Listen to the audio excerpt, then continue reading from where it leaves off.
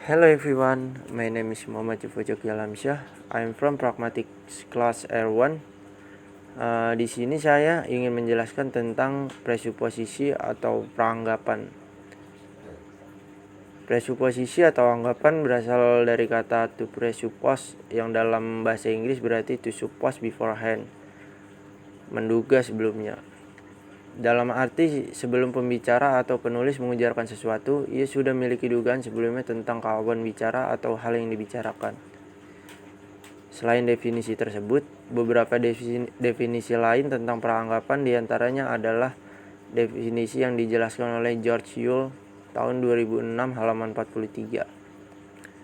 George Yule menyatakan bahwa peranggapan atau presuposisi adalah suatu yang diasumsikan oleh penutur sebagai kejadian yang sebelum menghasilkan suatu tuturan. Yang memiliki presuposisi adalah penutur, bukan kalimat.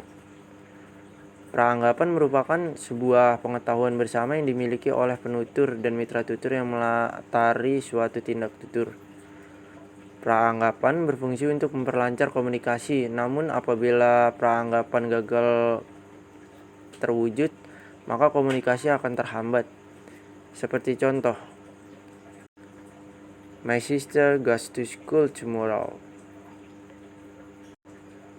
Atau arti yang dalam bahasa Indonesia adalah adik saya masuk sekolah hari besok.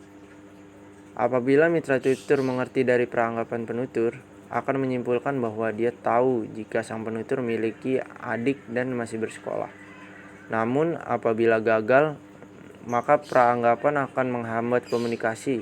Seperti contoh mitra tutur bertanya bahwa apakah kamu punya adik atau apakah adikmu bersekolah? Selanjutnya, presuposisi sendiri masih memiliki 6 jenis. Ke dalam pembagian ini ada beberapa jenis. Berikut jenis-jenis presuposisi atau peranggapan. Yang pertama, presuposisi leksikal.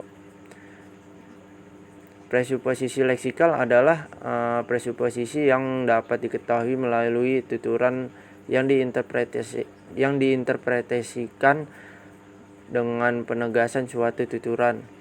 Seperti contoh, dia berhenti merokok, yang artinya dulu dia memiliki kebiasaan merokok. Yang kedua, presuposisi eksistensial atau peranggapan eksistensial, menunjukkan keberadaan referen yang diungkapkan.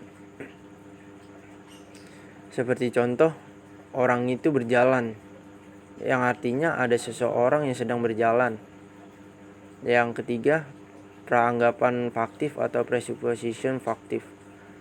Presupposition faktif adalah peranggapan yang muncul dari informasi yang ingin disampaikan dengan kata-kata yang menunjukkan suatu fakta yang diyakini kebenarannya.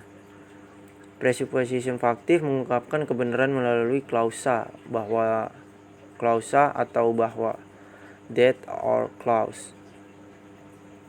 Seperti contoh, dia tidak menyadari telah menginjak paku. Dia telah menginjak paku tanpa disadari sebelumnya.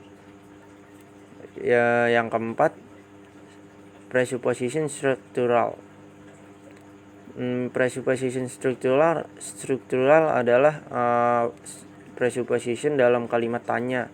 Kebenaran dalam peranggapan atau presupposition struktural sudah diasumsikan dalam tuturan itu sendiri. Seperti contoh, kapan dia pergi? Yang artinya menunjukkan bahwa rasa penasaran penutur terhadap orang yang ingin pergi tersebut. Yang kelima, presupposition non-faktif. Presupposition non-faktif adalah peranggapan yang diasumsikan tidak benar. Seperti contoh, saya membayangkan berada di Hawaii, yang mana artinya posisi sebenarnya dia tidak berada di Hawaii.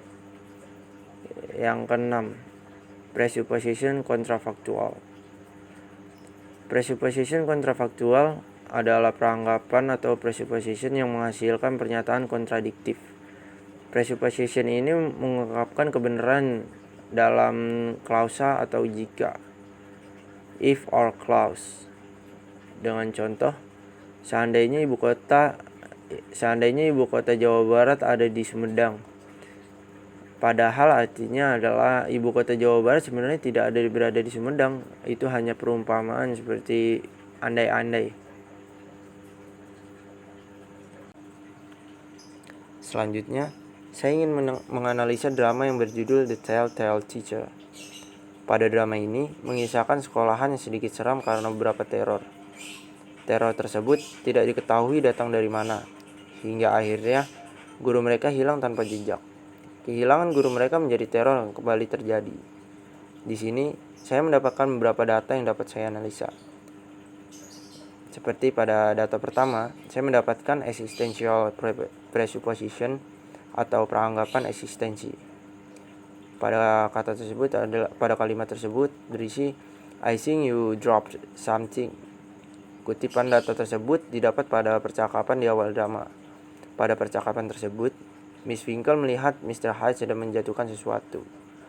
Mr. Hyde di sini menjatuhkan sebuah kunci, namun kunci tersebut masih menjadi misteri untuk apa kunci tersebut digunakan. Sentence ini termasuk ke dalam jenis structural presupposition karena you dropped something. Kita dapat mengujinya dengan dua presupposition yang sama.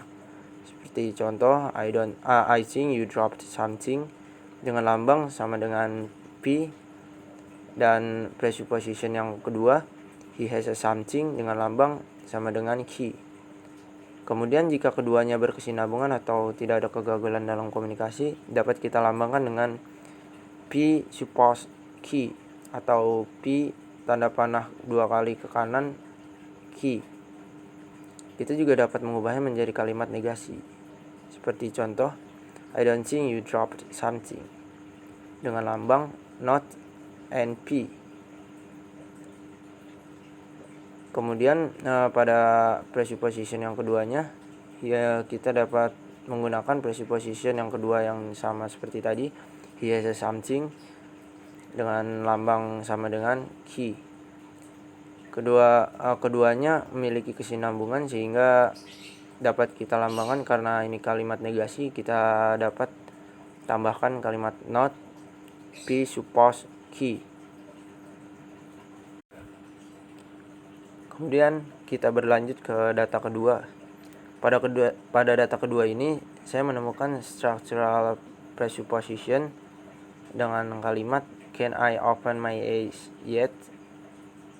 Kutipan drama tersebut terdapat pada pertengahan drama. Jasper yang menyebutkan hal tersebut bertanya kepada teman-temannya, namun pertanyaan tersebut dihiraukan. Kalimat ini termasuk ke dalam structural presupposition karena terdapat tanda unsur pertanyaan dan kebenaran struktural. Dapat kita buktikan dengan tanda can I open my eyes yet dengan tanda sama dengan P. Kemudian pada presupposition yang keduanya, he has eyes dengan tanda sama dengan key. Kemudian karena keduanya berkesinambungan, tidak ada kegagalan komunikasi, kita dapat lambangkan dengan P suppose key. Kita juga dapat mengubahnya menjadi kalimat negasi. Seperti contoh, can't I open my eyes yet? Pada presupposition yang pertama dengan lambang sama dengan P. Kemudian pada presupposition yang kedua dapat kita tulis he has eyes dengan lambang sama dengan key. Kemudian pada pelambangan kedua ini karena memiliki kesinambungan, kita tambahkan dengan kalimat not P suppose key. Mungkin sekian penjelasan dari saya. Mohon maaf kurangnya. Saya ucapkan terima kasih atas perhatiannya. Goodbye.